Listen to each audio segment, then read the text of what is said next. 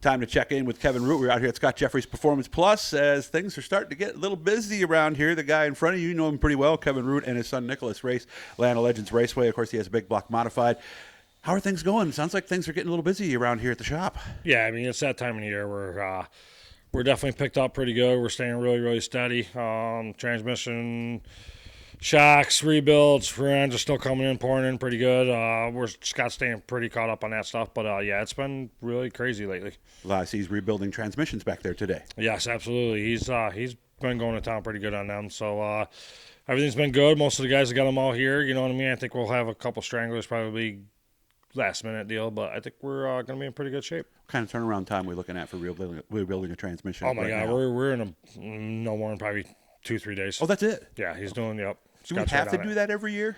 It probably doesn't hurt. I mean, especially when you're putting new cars together and going through cars, it definitely. I mean, you can't see anything from the outside of them things. So the best thing is with the wear and tear we have today, with the way these cars are, yeah, definitely you should have your rear engine and transmission. Even if I'm a guy who maybe runs one track and maybe got in 15 races, still good to look at it? Absolutely. These cars are putting a lot of strain on a lot of our components now, so it's definitely worth having that stuff looked at.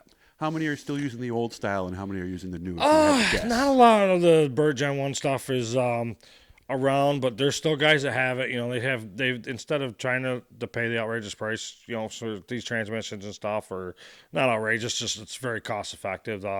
You can go put a REM shifter on it and kind of make it look like a Burt Gen 2 without having to shifter between your legs. But we still have some that come in here. It's a lot more. There's a lot more work to the Burt Gen 1s too. The Gen 2 trainings are a lot easier to work on. That's less the one components with the clutch that's different. It's over on your right side, right? Yeah, you can make they make an actual adapter kit for the Burt Gen 1s now to adapt them and put that on your side now. Oh, cool. All right. So how are we looking? Let's start with tires. That's been the big thing. How are we looking right now? I think we're gonna be okay. We actually have a shipment coming in. It's either gonna be tomorrow or Friday. There's no stipulations. Didn't really say there was anything we couldn't get. So what do they usually tell you when they're going to give you a short order? They'll tell me like where we're short on or what we're close on. They did tell us that the short left rears are no longer in existence anymore. That we run on our modified. So it's just back to the regular 87 series tires. Other than that, we are, from talking to Hoosier, don't seem like we have an issue this year right now on tires. What about the price? Did they go up? They have gone up right around roughly $25 a tire from last year. Okay, so what is the range now on the right rear to the left front? What was that? 246, I think, is the right rear, left rear, right front, and right around 199 range, I think, for a left front. Okay. Without looking. When I interviewed Irish Saunders, a little while ago, he said that they actually made more tires last year than they did the year before. That the shortage was kind of pushed by panic buying. Was he accurate in your mind? Is that kind of how it went? 100%. So if you got 4, even though I only wanted 2, chances are I'd just say give me all 4, and that forced you guys to somewhat ration, didn't it? Yeah, I mean, listen, I didn't think we were that bad on tires last year either. You know what I mean? As far as shortage, I thought that they were in pretty good shape for most of the year, but I think that just with the off season and getting rid of a couple tires that they don't have to make anymore, that kind of probably helped their productivity a little bit. Okay, all right. So it should be a good year on tires. Nobody should I would not see any fall off, I wouldn't think. All right. Last year we talked about steering boxes every week. It seemed the shaft that we couldn't find. Is that problem fixed? It's definitely fixed. And within the last week or two, Sweet has really sent us about almost like year's worth of boxes. You know what I mean? Nice. So, not saying that they're in stock. I think we have 1 or 2 left in stock, but unfortunately we were able to fill some back orders. You know what I mean? So yeah, definitely. They're definitely in the right direction, and definitely seems like we're getting them like every week now, so that's a good thing. Anything that we're concerned about right now that you're not getting as much of as maybe you'd like? Not really. I mean, not offhand. I mean, I feel like everything is in pretty good shape right at this moment. Wow, this is kind of nice then for a change, nice. Isn't it? You know, right? It's nice. A lot of the turnaround stuff, not really any back orders. Yeah, I can't really think of anything too much. I mean, I just got air jacks in, today, so that been on a little bit of back order. So it seems like Bert's starting to get back in the right direction. So I think we're good. Nice. What about fuel? Because you don't have as much. We don't just have a big bulk right now. We usually don't stock a whole lot right? during the off season, but obviously we're going to start ramping up here pretty soon with the tracks, Bruton, Fulton, and Weedsport, where our parts trailer goes. So we're probably looking at ordering fuel next week. Don't know like what the costs are. We heard they're saying the same, but we don't know until we actually get it in our hands. But I don't see a problem there. I really don't see a problem with the fuel costs, right now. All right.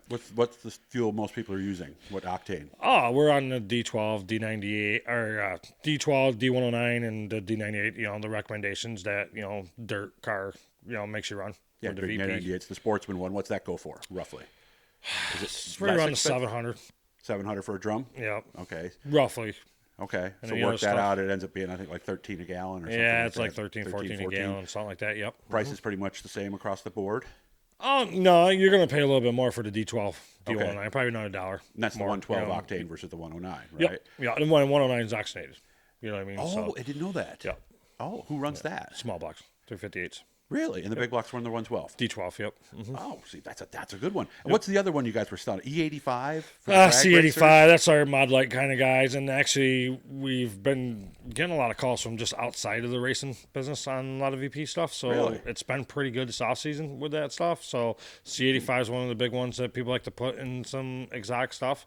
Oh, I see. You know what I mean? So it's been pretty good. So if I have something over that I'd be over Cantech Automotive with, I might want to run that. Yeah, that- I mean, yep, okay. there's not a whole lot of VP distributors around here, so we're kind of one of the main sources for the VP racing fuel and now racing oil. So That was the next place I was going because we didn't have that last year, did we? no, we didn't. We sat down with VP and we thought it'd be a good idea to bring in another oil product into the store. So working out a deal with VP and helping them guys who have done so much for our sport. Yeah. We definitely have done great since we've had it in the store.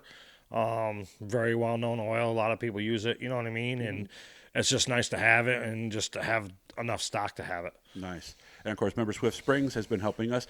I was talking to some folks over the weekend who are struggling because not everybody is getting that coil thing right away. Yeah. You can help them. They can come in here, grab some Swift Springs, and get the advice and get themselves up to speed, right? Yeah, I mean we're working every day too to try to see if we can find the right thing. You know what I mean? Sometimes you think you found it, and then there's days you go back to the What was I drawing thinking? board. Yeah. So but yeah, I mean, listen, we think we got a standard package for sure. Okay. You know what I mean? But just trying to fine tune it from there is where we're kind of at right now. A lot of people were telling me too that you don't want to take big swings with setups anymore. You want to make little adjustments. Yeah, well, I think the little adjustments are actually big adjustments now to these that's cars. how it changed. because they Okay. react so much to the little adjustment now. Oh, okay. All right. Yep. We only got about another minute left. When are you racing? When's the first time for you? Oh, Next. we've already gone racing. I went racing with Charlie Lord, Sealands Grove. We struggled a little bit. We had some problems, but we're going to get it worked out. I think unfortunately, rained out Atomic this weekend, so we were going there. Oh, that's right. So it looks like probably Middletown with the SDS stuff next week with Charlie Lord stuff, and then we'll probably be back in our car for the Can-Am race. And then good. Canandaigua opens up, Land of Legends opens up the week after, so we'll be doing that. How can people get a hold of you here? Get a hold of us by phone, 315-934-4120. Email at Scott Jeffries at scott@sjpplus.com.